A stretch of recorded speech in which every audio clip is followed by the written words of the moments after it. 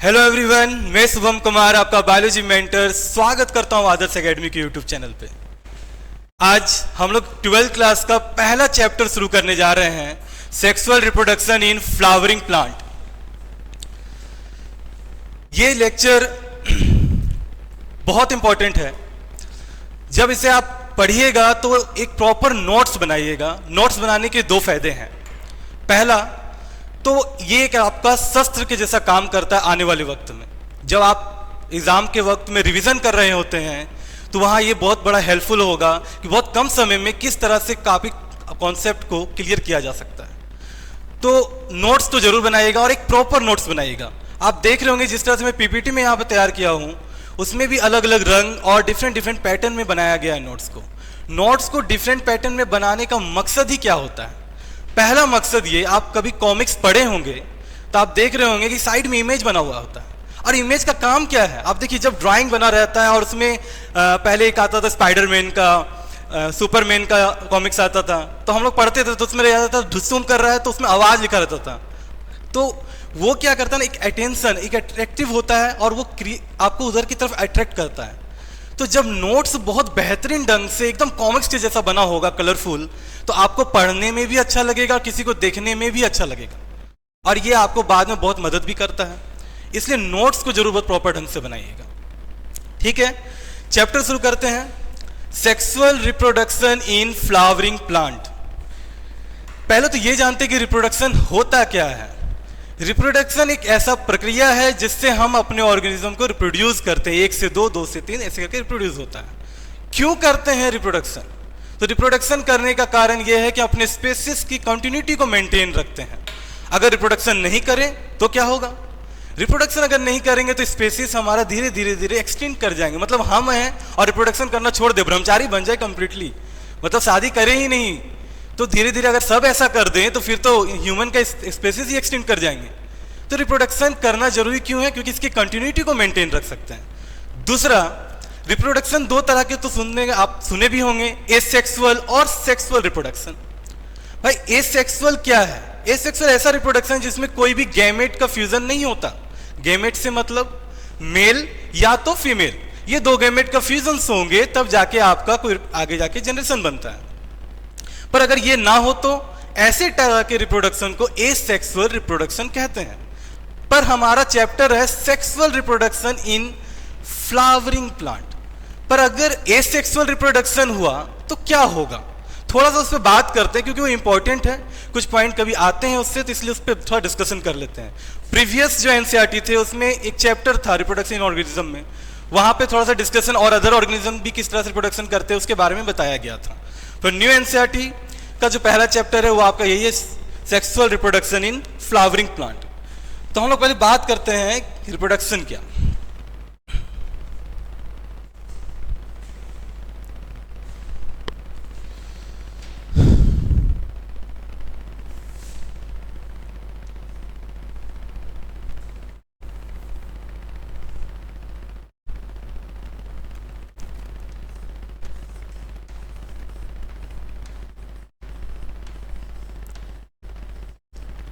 Reproduction,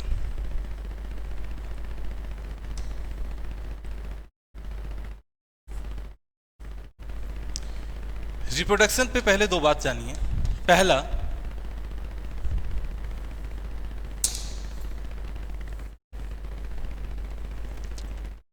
continuity को maintain करने के लिए हम लोग रिप्रोडक्शन करते हैं।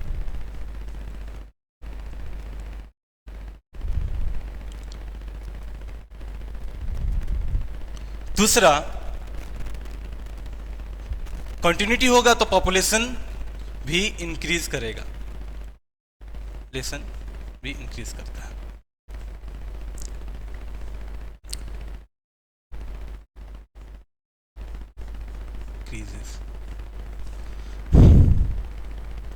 अब रिप्रोडक्शन जो होते हैं वो मेनली दो तरह के सुनने को मिलते हैं। पहला एसेक्सुअल, दूसरा सेक्सुअल।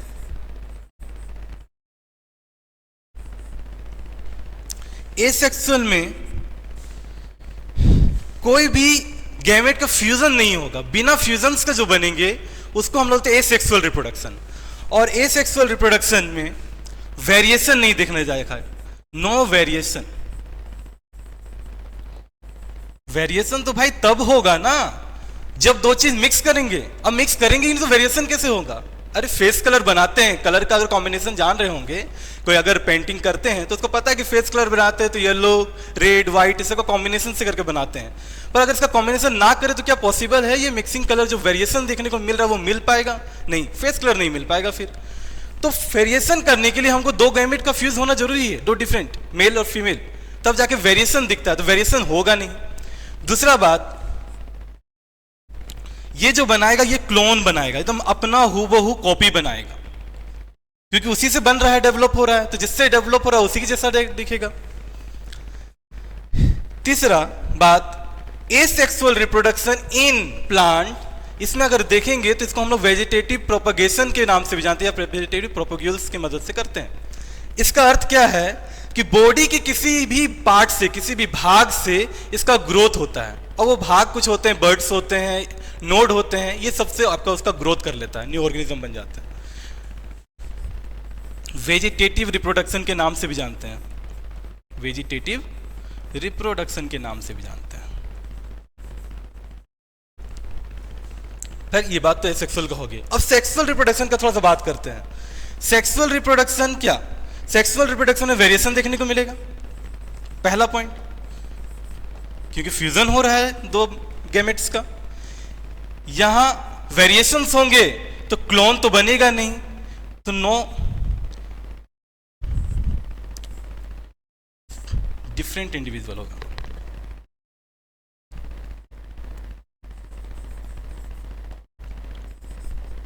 डिफरेंट, क्लोन मतलब एक जैसा, इसमें डिफरेंट बनेंगे, कुछ अंतर रहेंगे। तो ये दो बात है। वेजिटेटिव रिप्रोडक्शन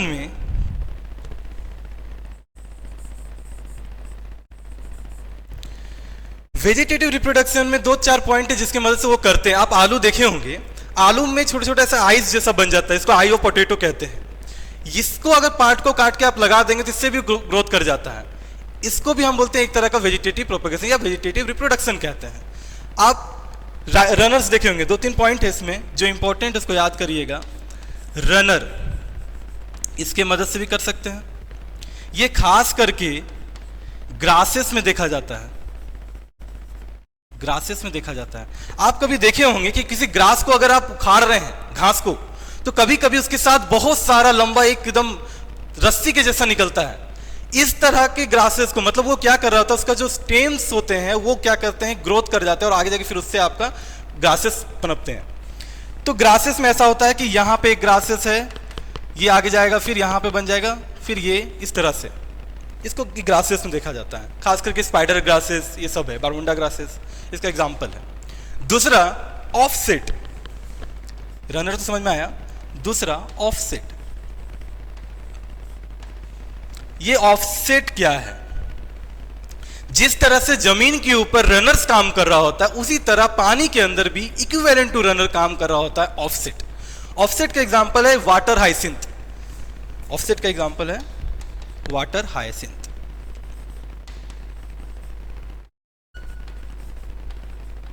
वाटर हाइसिंथ, ठीक है। इसको अगर आप देखेंगे, आपको जल कुंभी देखे होंगे कहीं बाहर, इस तरह से रहता है।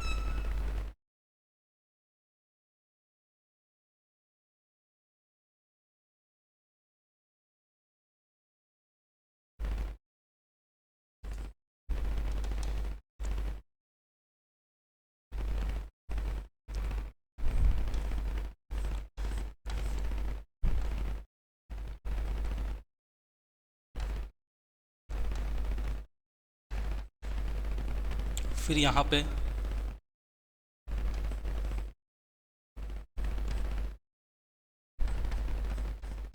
इसको बोलते हैं वाटर हाइसिंथ। ये आप देखे होंगे तालाब में पूरा भर जाता है, हरा हरा हो जाता है तालाब। ये वाटर हाइसिंथ इसका एग्जांपल है। ये ऑफसेट, इसका क्या होता है कि स्टेम आगे जाके फिर उससे ग्रोथ कर जाता है, उससे रूट्स निकलते हैं, फिर उसके आगे ग्रोथ करता है। तो ये क्या होता है, रोजेट्स ऑफ लीफ बनाता है, मतलब टफ्ट ऑफ, पूरी तरह से गुच्छा जैसा बनता है, तो इसको बोलते हैं वाटर हाइसिंथ। फिर एक एग्जाम्पल है आपका राइजोम्स का, जिसमें अदरक नोट्स बने होते हैं, उसका भी एक एग्जाम्पल है। 2-3-4 एग्जाम्पल इसका है। बल्ब एक और रख लीजिए याद में। देखिए बल्ब में क्या है, ये भी ये सेक्सुअल रिप्रोडक्शन का एग्जाम्पल दे रहे हैं। आप देखे होंगे प्याज इस तरह से बल्ब जैसा बनाता है, बल्ब लाइक स्ट्रक्चर फॉर्मेशन करता है, इसलिए इसको बोलते हैं बल्ब। ठीक है, ये 2-3 स्ट्रक्चर है। अब बात आ जाता है कि सेक्सुअल रिप्रोडक्शन तो समझ में आ गया। अब मेन टॉपिक पे आते हैं, जो इस चैप्टर का मकसद है, sexual reproduction in flowering plant. Pause करके नोट कर लीजिएगा। Sexual reproduction in flowering plant, यहां से तो ये समझ में आ गया कि सेक्सुअल रिप्रोडक्शन होगा तो 2 चीज का जरूरत होगा, मेल और फीमेल पार्ट का। और ये पता है जो फ्लावर्स होते हैं, फ्लावर सिर्फ किसी को देने में काम नहीं आता, या फ्लावर्स कोई सजाने में सिर्फ काम नहीं आता। फ्लावर्स एक ऑलरेडी एक रिप्रोडक्टिव पार्ट है जो रिप्रोडक्शन में मदद करता, फल फूल बनते हैं इससे। खैर,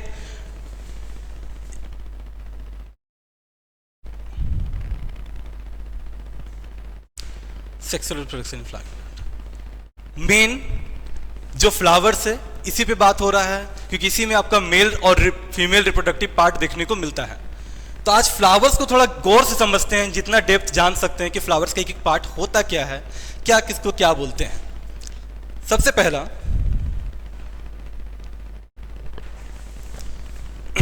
ये अपर वाले भाग,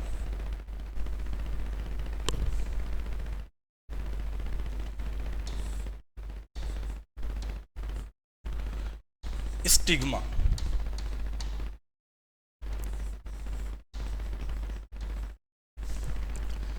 ये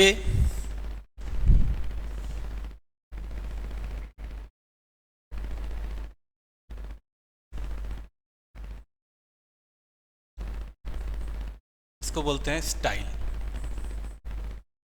और इस वाले भाग को बोलते हैं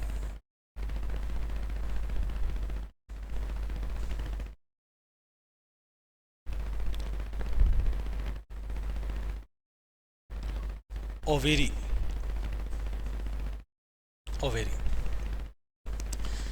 ये तीनों मिला के रिप्रेजेंट करता है फीमेल रिप्रोडक्टिव स्ट्रक्चर को, और इसको हम लोग पिस्टिल भी कहते हैं। और ग्रुप ऑफ पिस्टिल या फिर इस reproductive male female reproductive part को हम लोग गाइनोसियम के नाम से भी जानते हैं, गाइनोसियम के नाम से भी जानते हैं। ठीक है, उसके बाद इस वाले भाग को देखते हैं, इसको बोलते हैं एंथर। और जिससे ये डंडा जिससे जुड़ा हुआ है, एंथर से जो डंडा जुड़ा हुआ है, इस वाले डंडे को हम बोलते हैं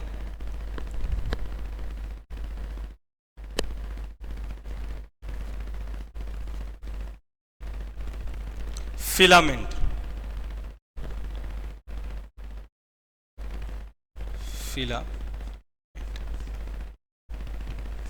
और ये दोनों को मिला के रिप्रेजेंट करता है मेल रिप्रोडक्टिव पार्ट, जिसको हम लोग स्टेमेन या फिर और एंड्रोसियम के नाम से भी जानते हैं, एंड्रोसियम नाम से भी जानते हैं। ठीक है, अब ये कलरफुल्स जैसा जो अट्रैक्ट करता, बहुत सुंदर लगता है देखने में जब वो खिलता है, तो इसको हम लोग बोलते हैं पेटल्स। और ग्रुप ऑफ पेटल्स को हम लोग कहते हैं कोरोला। ठीक है, और ग्रीन आप देखे होंगे कि नीचे की तरफ एक ग्रीन वाला चीज जो पकड़ के रखता है, इसको हम लोग कहते हैं sepals.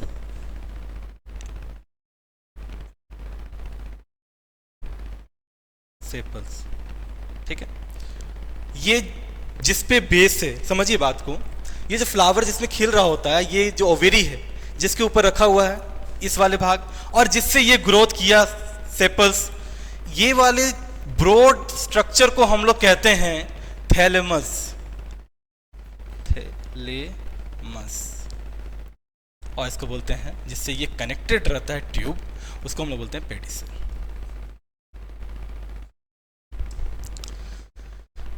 This all represent different part of the structure of flower.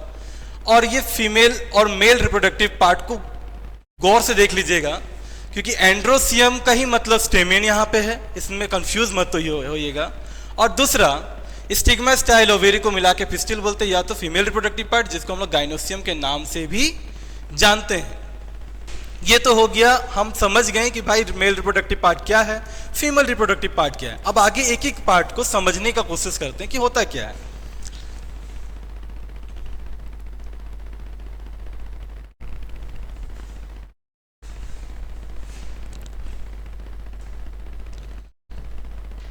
समझिए, वेजिटेटिव मेरिस्टेम, ये एरो यहां चला गया, ठीक, कंफ्यूजन। जो मेरिस्टेम होता है उसमें कैपेबिलिटी होता है डिवाइड करने का, सेल को डिवाइड करने का। तो वेजिटेटिव मेरिस्टेम क्या होता है, जब हार्मोनल चेंजेस आ रहे होते हैं, मॉर्फोलॉजी में बदलाव आ रहा होता है, वातावरण में बदलाव आ रहा होता है, तो इस वजह से उसमें बदलाव आने की वजह से वो रिप्रोडक्टिव मेरिस्टेम में कन्वर्ट होता है। और यही रिप्रोडक्टिव मेरिस्टेम फ्लोरल बड बनाता है और लेटर आगे जाके वो फ्लावर्स बनाता है। तो ड्यू टू चेंज, क्या क्या चीज की वजह से चेंज, किस चीज की वजह से?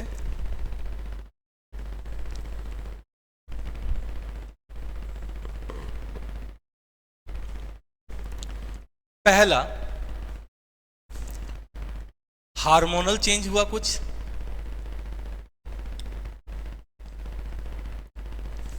भाई हम लोग में भी प्यूबर्टी स्टेज आता है तो कुछ हार्मोनल बदलाव आ रहा होता है ना हमारे अंदर, तब जाके हम लोग 12 साल 13 साल की उम्र में हमारे अंदर कुछ चेंजेस आता है, रिप्रोडक्टिव ग्रोथ जो होता है जिस लेवल का चाहिए होता है वो रिप्रोडक्टिव ग्रोथ हो पा रहा होता है।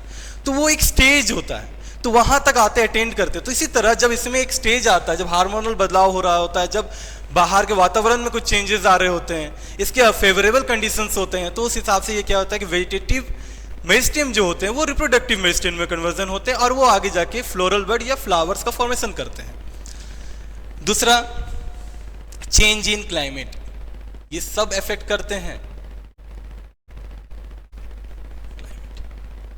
इन सब की वजह से आगे जाके ये रिप्रोडक्टिव मेरिस्टेम बनता है और रिप्रोडक्टिव मेरिस्टेम आगे जाके फ्लावर्स का फॉर्मेशन करवाते हैं।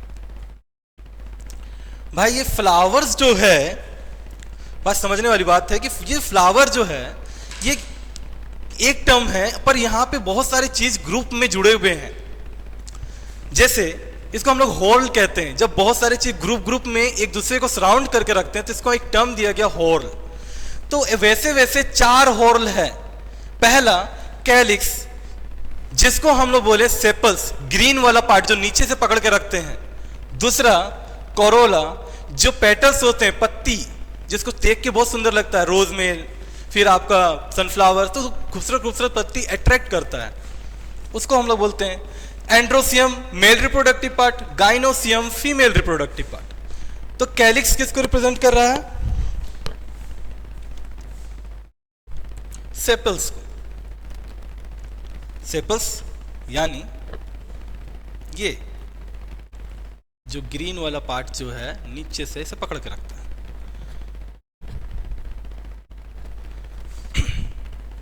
दूसरा, इसको हम लोग दूसरा बताते हैं, कोरोला। ये हो गया पेटल्स, जो खूबसूरत खूबसूरत पत्ती होते हैं।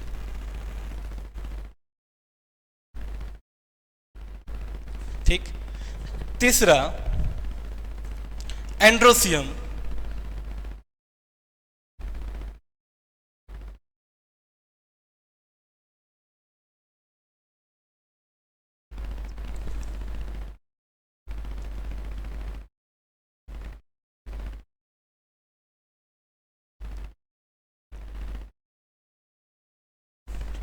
एंड्रोसियम जिसको हम लोग बोल रहे हैं एंथर और फिलामेंट। एंथर और फिलामेंट।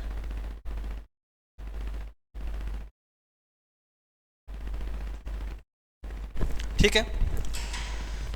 गाइनोसियम ये वाले पार्ट,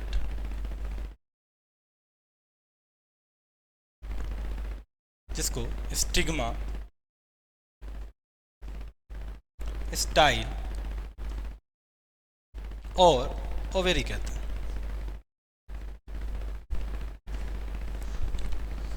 ये चार होल एक दूसरे को सराउंड किया हुआ, देखिए कैलिक्स है तो बहुत सारे ग्रुप ऑफ कैलिक्स मिल के ऐसे के सराउंड करके रखे हुए करोला को, सेपल्स को। फिर सेपल्स बहुत सारे किसके अराउंड सराउंडेड है, एंड्रोसियम, और एंड्रोसियम फिर गाइनोसियम के। तो ये चारों होल मिलके एक फ्लावर का निर्माण करता है, तभी तो इतना खूबसूरत लगता है दिखने में। ठीक है, next point,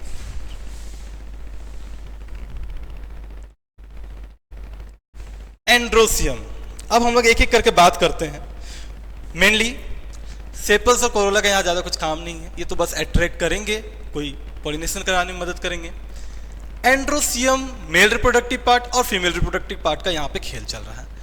male reproductive part androecium जिसको हम लोग बोल रहे हैं, इसका स्ट्रक्चर्स को थोड़ा गौर कीजिएगा।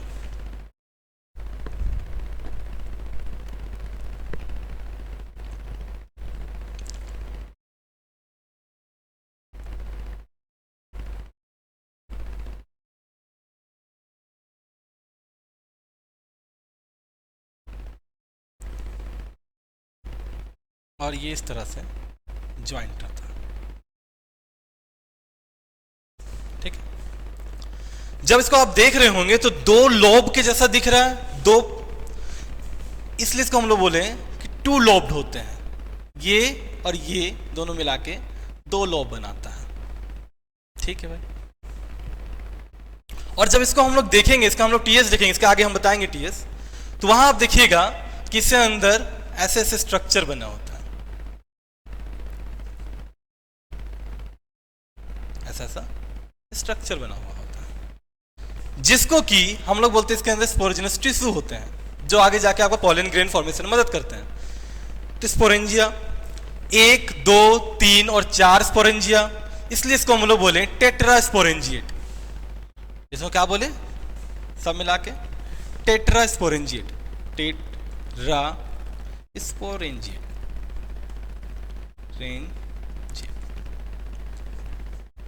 ठीक है। तो टिपिकल एंथर का जो होता है उसको आप याद रखिएगा, कई बार क्वेश्चन आ जाते हैं बोर्ड में। Typical anther of angiosperm, angiosperm he flowering plant है, एंजियोस्पर्म क्या होगा, bilobed, डाइथिकस and tetrasporangiate,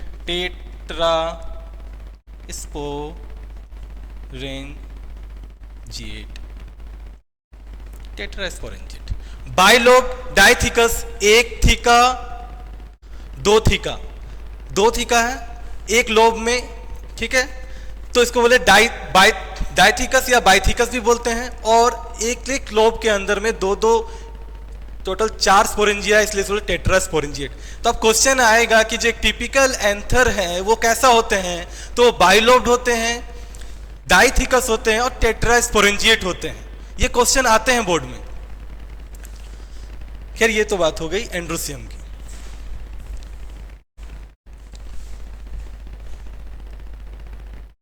TS of anther देखिए, जब उसका हम लोग ट्रांसवर्स सेक्शन देखेंगे तो एंथर कुछ इस तरह से दिखेगा, बाइलोब्ड थे। अब इसको पूरी तरह से इसका इंटरनल स्ट्रक्चर को समझने की कोशिश कीजिएगा।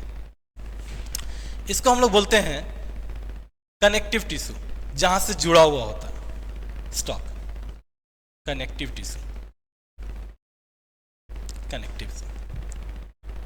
दूसरा ये जो है, ये वाले जो भाग है, ये आपका है पोलन ग्रेन, पोलन ग्रेन यहां पे फॉर्म्ड होता है। सबसे आउटर वाले जो होते हैं लेयर, इसको हम लोग बोलते हैं इपीडर्मिस।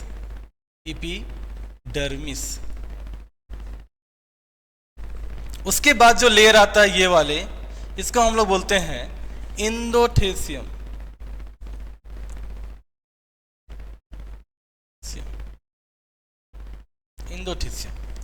उसके बाद ये 2 से 3 लेयर होते हैं, यहां से यहां तक का, इसको हम लोग बोलते हैं मिडिल लेयर।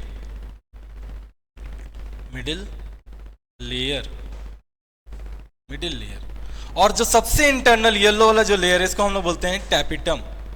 टैपिटम मतलब ये कि जो एंथर है वो 4 वाल से मिलके बने हैं।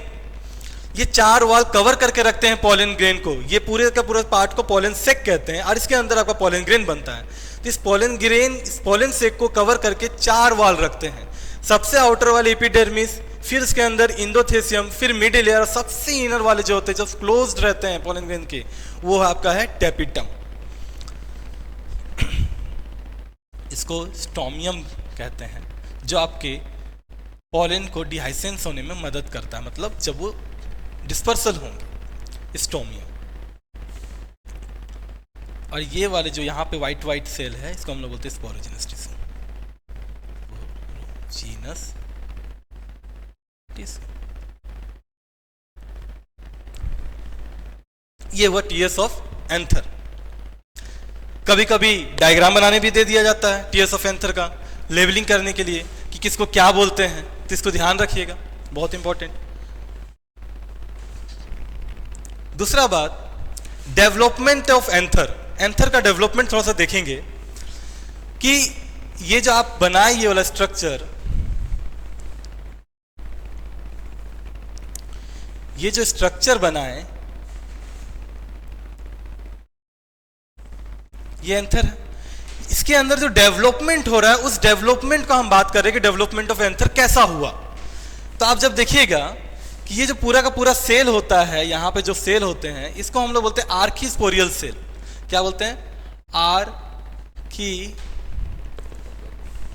Archesporial cell.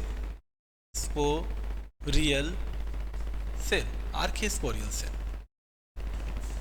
और ये आर्कीस्पोरियल सेल पेरिक्लाइनली डिवाइड करता है, पेरिक्लाइनली डिवीजन करता है। और पेरिक्लाइनली डिवीजन करके क्या करता है कि ये एक सेल को इस तरह से बीच से विभाजन कर देता है। ठीक है, जो कि ऊपर वाले जो सेल है उसको हम लोग बोलते हैं पेराइटल सेल, पेराइटल सेल। और जो नीचे वाले सेल है इसको हम लोग कहते हैं जेनरेटिव सेल या फिर स्पोरोजिनस और स्पोरोजिनस जीनस सेल, ये कहते हैं। ये जो पेराइटल सेल है, जो पेरिक्लाइनली डिवाइड हुआ ऊपर से, तो ये जो पहला वाला बना सेल, ये सेल रिस्पॉन्सिबल होता है इसके 4 वाल फॉर्मेशन करने। ये जो वाल है, एपिडर्मिस तो होते ही हैं, पर उसको छोड़ के 3 जो वाल लेयर होते हैं उसके फॉर्मेशन के लिए ये रिस्पॉन्सिबल होता है पेराइटल। तो यहां पेराइटल सेल क्या कर रहा होता है? इंडोथेसियम बना रहा होता है, इंडोथेसियम। दूसरा मिडिल लेयर, लेयर। और तीसरा टैपिटम। चौथा, हाँ तीसरा टैपिटम, सॉरी तीसरा टैपिटम। ये 3 लेयर बनाने में पेराइटल सेल का काम है। ये हुआ डेवलपमेंट ऑफ आपका एंथर। मतलब सारे के सारे सेल, आर्कीस्पोरियल सेल का मतलब क्या, जो मदर सेल बनाने में काम करे। तो आर्कीस्पोरियल सेल, ये सारे सेल क्या करते हैं, पहले पेरिक्लाइनली डिवाइड होते हैं, 2 सेल में बनते हैं, जिसके ऊपर वाले सेल आपका पेराइटल सेल होते हैं और नीचे वाले जो सेल होते हैं स्पोरोजिनस सेल बोलते हैं, जो कि आगे जाके आपका पॉलन ग्रेन को बनाएंगे। तो ये आपका आगे जाके क्या के लिए रिस्पॉन्सिबल है? पॉलन ग्रेन के लिए, pollen grain, GRAIN, pollen grain के लिए। अगर इसको हम लोग थोड़ा डिटेलिंग में लिख दें तो क्या पहले आया आर्कीस्पोरियल, आर्कीस्पोरियल। और ये आर्कीस्पोरियल सेल पेरिक्लाइनली डिवाइड करके, पेरिक्लाइनली डिवाइड करके, डिवाइड करके क्या किया कि 2 सेल बना लिया भाई। ये जो ऊपर वाले सेल है इसको हम लोग बोलते हैं पेराइटल सेल, और ये जो नीचे वाले हैं इसको स्पोरोजिनस सेल कहते हैं। ये आगे जाके पॉलन ग्रेन का फॉर्मेशन करेगा यहां पे, और ये आगे जाके 3 लेयर बना रहे हैं जिसको हम लोग बोलते हैं इंडोथेसियम,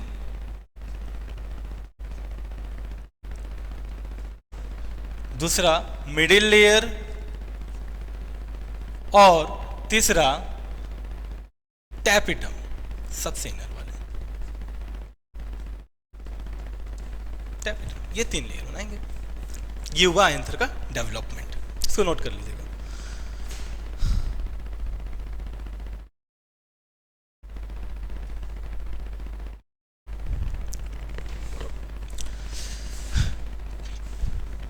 next, mature anther has 4 layer. ये तो हम लोग पढ़े, एपिडर्मिस, इंडोथेसियम, मिडिल लेयर और टैपिटम। अब एक एक लेयर से भी क्वेश्चन उठते हैं कि सबका काम क्या है, तो थोड़ा उसको समझ लेते हैं।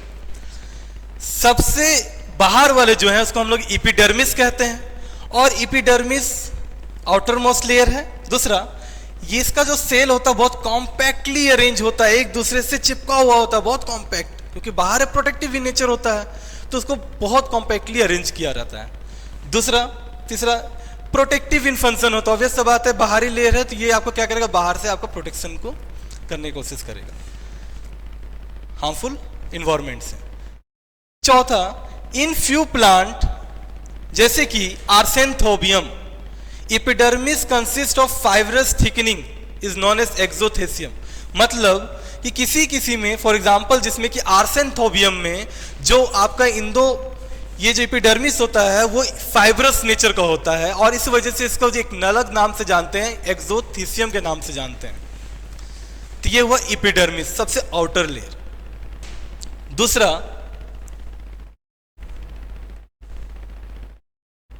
इंडोथेसियम। इंडोथेसियम एपिडर्मिस के जस्ट बाद का है, थोड़ा सा यहां छुप गया है। It is hypodermal in origin, उसके बाद का लेयर है, और ये कॉर्टेक्स वाले उस रीजन में है इंडोडर्मिस के बाद, जो आपका हाइपोडर्मिस ये वाले रीजन होते हैं उसका ओरिजिन होता है, इसलिए इसको बोला hypodermal in origin endothecium. They have cellulose thickening, इसका जो वाल होते हैं वो सेलुलोज का बना होता है, वो सेलुलोज के थिकनिंग होते हैं। This thickening absent in hydrophytes, जो पानी में रहने वाले प्लांट होते हैं उनके अंदर ये थिकनिंग एब्सेंट होता है। तीसरा, ड्यूरिंग एंथर डेवलपमेंट, जब एंथर का डेवलपमेंट हो रहा होता है या उसका मैच्योरेशन ऑफ द सेल हो रहा होता है, तो इंडोथेसियम लीव एक ब्लैंक स्पेस लीव करता है। इंडोथेसियम आपको दिखाए होंगे जब डायग्राम समझा रहे थे तो वहां स्टोमियम बताए होंगे, उसी ब्लैंक स्पेस को हम लोग बोलते हैं स्टोमियम। किसके वजह से? आपका इंडोथेसियम की वजह से। और ये मदद क्या करता है? Help in डिहाइसेंट। डिहाइसेंट का मतलब जब वो पॉलन बन के तैयार हो चुके होंगे, I am ready to go, तो बाहर जाने के लिए उसको रास्ता देता है, वो ब्रेक डाउन होता है और वो उसको डिस्पर्सल में मदद करता है, उसको बोलते हैं हेल्प इन डिहाइसेंट। फिर आते हैं थर्ड लेयर जिसको हम लोग बोलते हैं middle layer. Usually epidermis single layered होते हैं, इंडोथेसियम भी। मिडिल लेयर 3 to 4 लेयर में होते हैं, 3-4 लेयर होते हैं इसके, तो ये 3 से 4 लेयर में होंगे। It is mainly parenchymatous, parenchymatous cell से बने हुए होते हैं ये। डेंस साइटोप्लाज्म, प्रोमिनेंट न्यूक्लियस होंगे इसमें, जो पैरेनकाइमेटस का आपका कैरेक्टरिस्टिक्स है। हेल्प्स इन स्टोरेज, स्टोरेज करने में मदद करते हैं, फूड स्टोरेज ये सब में मदद करते हैं। तीसरा, it provide cushion to the developing pollen. Cushion का मतलब ये कि अंदर में जो पोलन डेवलप हो रहा है उसको प्रोटेक्शन देना, चारों तरफ से घेर के रखता है, वो एक सॉकिंग एब्जॉर्बिंग होता है ना, उस तरह का काम करता है कि इसको कम से कम इफेक्ट हो, तो कुशंस लाइक प्रोवाइड करता है ये। Last, they degenerate with pollen development, और जैसे जैसे पोलन डेवलपमेंट हो जाता है उसका जरूरत नहीं तो भाड़ में जाओ, हटा देता है उसको तो ये चीज हो रहा होता है, तो they degenerate with pollen development. Next point,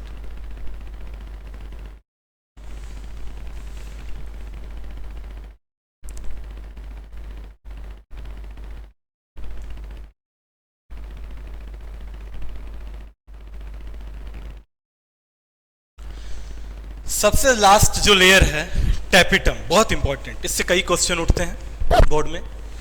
tapetum सबसे inner layer of anther wall है। ये न्यूट्रिसिव इन्फंक्शन होता है। न्यूट्रिसिव इन्फंक्शन कहने का मतलब ये कि पोलेन को न्यूट्रिशंस का जरूरत होगा, नरिशमेंट का जरूरत होगा, तो टैपिटम प्रोवाइड करेगा न्यूट्रिशन। दूसरा इनर मोस्ट लेयर है, सबसे अंदरूनी भाग है लेयर से वॉल का। कैन बी यूनिन्यूक्लिएटेड, या तो वो सिंगल न्यूक्लियस होगा उसके अंदर, या फिर मल्टी न्यूक्लिएटेड होंगे, बहुत सारे न्यूक्लियस इसमें बने होंगे। Third, it release callase enzyme, it digest callose. जब वो पोलन बन रहा होता है तो थोड़ा यहां समझने की कोशिश कीजिएगा। ये 4 बना ना, तो ये ऐसे करके कैलोज के वाल से रहता है 1 2 3 4, तब जाके बाद में ब्रेकडाउन होता है। इसको ब्रेकडाउन करने में जो एंजाइम का जरूरत पड़ता है उसको हम लोग बोलते हैं कैलेज एंजाइम। ये कैलोज वाल है, इसको ही कैलोज बोलते हैं। ये कैलोज वाल है, इसको ब्रेकडाउन करता है और उसके बाद ये 4 में टूटते हैं। The plasma membrane of tapetum release sporopollenin. Sporopollenin बहुत बहुत important, highly resistive organic material. ये ना तो एसिड से खत्म होंगे ना तो बेस से, ये हार्मफुल सारे सिचुएशन से बचा लेते हैं पोलन ग्रेन को। तो स्पोरोपोलेनिन, द प्लाज्मा मेम्ब्रेन क्या सिक्रेट करता है टैपिटम का? स्पोरोपोलेनिन सिक्रेट करता है। और इट सिक्रेट टाइफिन। टाइफिन क्या? टाइफिन एक तरह का केमिकल्स कंपाउंड है, या प्रिंसेस कंपाउंड बोल सकते हैं, जो कि हेल्प करता है पोलन पिस्टिल इंटरेक्शन में। भाई पोलन पिस्टिल इंटरेक्शन क्या हो गया? पोलन मतलब मेल गैमेट, पिस्टिल मतलब फीमेल रिप्रोडक्टिव पार्ट का बात हो रहा है। मेल और फीमेल रिप्रोडक्टिव पार्ट में कुछ इंटरेक्शन हो रहा है, इसको मदद करता है कौन? टाइफिन। अब भाई इंटरेक्शन होगा नहीं तो रिप्रोडक्शन आगे कैसे होगा? जब तक बात नहीं होगी दोनों बीच में तो रिप्रोडक्शन पॉसिबल ही नहीं ना। तो दोनों के बीच में मेल हो रहा है, उसके बाद रिप्रोडक्शन। तो ये मेल करने के लिए एक इंटरेक्शन करना जरूरी है। तो वो इंटरेक्शन में मदद कौन कर रहा होता है? टाइफिन कर रहा होता है, पोलन किट कर रहा होता है। एक्चुअली में जो स्पोरोपोलेनिन है, ये म्यूसिलेजिनस स्टिकी सब्सटेंस होते हैं, वो चिपचिपा सब्सटेंस होता है। ठीक है, तो आप जब देखेंगे ये आपका स्पोरोजिनस टिश्यू है, उनमें से एक सेल बन जाता है माइक्रोस्पोर मदर सेल। मतलब कि हम तैयार हैं कि आगे जनरेट करेंगे, बनाएंगे। तो वो मियोसिस करके, यहाँ स्पेलिंग गलत लिखा हुआ है, मियोसिस ना, मियोसिस करके वो क्या करता है? ये 4 सेल बना लेते हैं, टेट्राइड का फॉर्मेशन कर लेते हैं। और ये एक एक आगे जाके माइटोसिस करके 2 से 3 सेल स्टेज बनाते हैं। 2 से 3 सेल स्टेज पोलन ग्रेन कहने का मतलब, आगे हम लोग बात करेंगे नेक्स्ट पीपीटी में, कि किसी किसी में 2 सेल्ड स्टेज में ही पोलन ग्रेन रह जाता है और किसी किसी में 3 सेल्ड स्टेज बनते हैं, ज्यादा करके 2 सेल्ड स्टेज में देखा जाता है। तो नेक्स्ट पॉइंट, उम्मीद करते हैं टैपिटम क्लियर हो गया होगा, वाल सारा क्लियर हो गया होगा, क्योंकि वाल से क्वेश्चन उठते हैं कभी कभी 5 नंबर में। अगर सब्जेक्टिव रहता तो 5 नंबर में सब्जेक्टिव में क्या पूछ देगा कि आपको बोलेगा कि आप एंथर वाल को डिफाइन कीजिए, एक्सप्लेन कीजिए। और एक्सप्लेनेशन में आपको ये चारों वाल का जिक्र करना होगा विथ वेल लेवल डायग्राम के साथ। तो फिर ये बहुत इंपॉर्टेंट हो जाता है। सबका एक की पॉइंट दिया हुआ है जो इससे क्वेश्चन उठते, बस उतना ही पॉइंट है। पोलन ग्रेन क्या होता है? Pollen grain represent male gametophyte. पहला बात तो ठीक है भाई, पोलन ग्रेन मेल गैमेटोफाइट को रिप्रेजेंट करता है। दे आर जनरली स्फेरिकल, वो खास करके स्फेरिकल शेप के होंगे। डायमीटर उसका कितना होगा? डायमीटर अप्रोक्स 25 to 50 माइक्रोमीटर के आसपास डायमीटर होंगे। स्टडी ऑफ पोलन ग्रेन को हम लोग क्या बोलते हैं? Palynology. Study of pollen grain, अगर हम पोलन ग्रेन के ऊपर स्टडी कर रहे हैं तो उसको हम लोग किस नाम से जानेंगे? पैलिनोलॉजी के नाम से जाने जाएंगे। Pollen grain has 2 wall layer. जब पोलन ग्रेन को देखेंगे तो हमको दिखेगा कि 2 वाल है।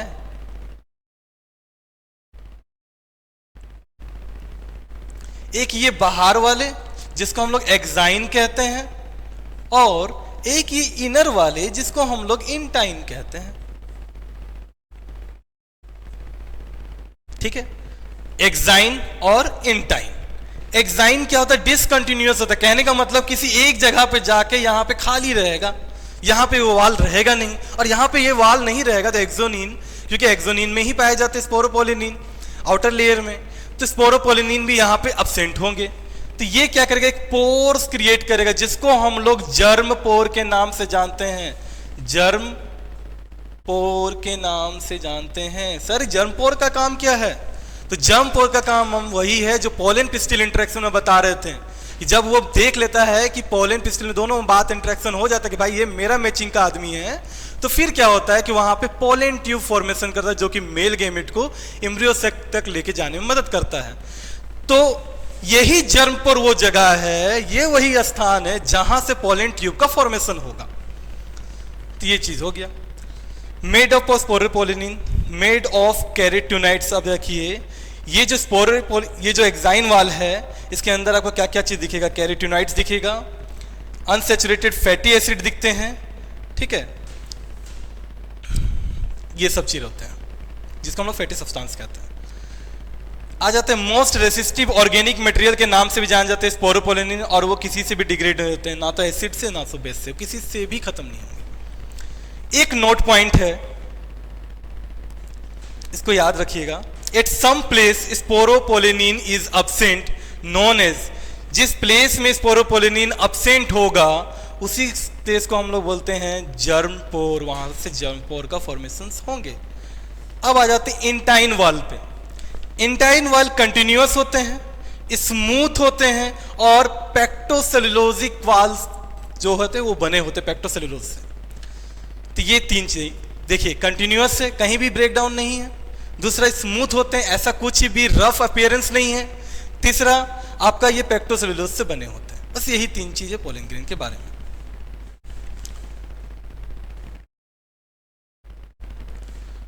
स्ट्रक्चर ऑफ पोलन को एक बार देख लीजिए। स्ट्रक्चर ऑफ पोलन ग्रेन आप देख सकते होंगे कि इसका बाहर वाला जो सरफेस है वो आपको कैसा रफ दिख रहा है, इसको एक्साइन कहते हैं।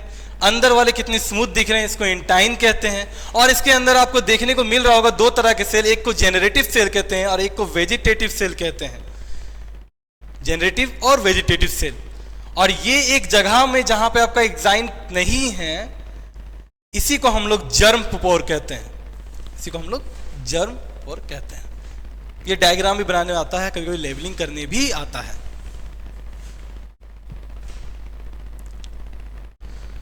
अब आ जाते हैं माइक्रोस्पोरोजेनेसिस और माइक्रोगैमेटोजेनेसिस। ये हम लोग नेक्स्ट लेक्चर में जानेंगे कि माइक्रोस्पोरोजेनेसिस और माइक्रोगैमेटोजेनेसिस पे पूरा डिस्कशन करेंगे।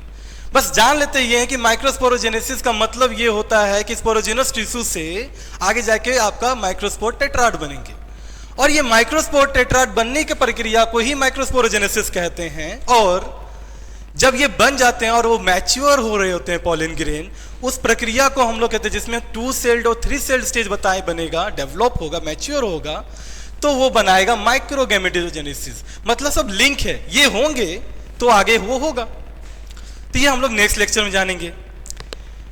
अब रही बात कि अगर ये लेक्चर आपको अच्छा लग रहा है तो प्लीज लाइक, शेयर और सब्सक्राइब जरूर कीजिएगा, अपने दोस्तों तक शेयर कीजिएगा। और बाकी इससे रिलेटेड जो लेक्चर हुआ, इससे रिलेटेड कुछ क्वेश्चन से जो बोर्ड में आए हुए हैं, चाहे सीबीएसई हो, आईसीएसई हो, जेक हो, कोई भी बोर्ड वाले हो, तो वो आपको डिस्क्रिप्शन में वहां मिल जाएगा। तीसरा चीज, नीचे आपका मेरे ऑफलाइन सेंटर के बारे में भी वहां पे नोट दिया गया है। अगर आपको ऑफलाइन विजिट करना है तो आप एड्रेस पे आ सकते हैं, उस पर आप कॉल कर सकते हैं।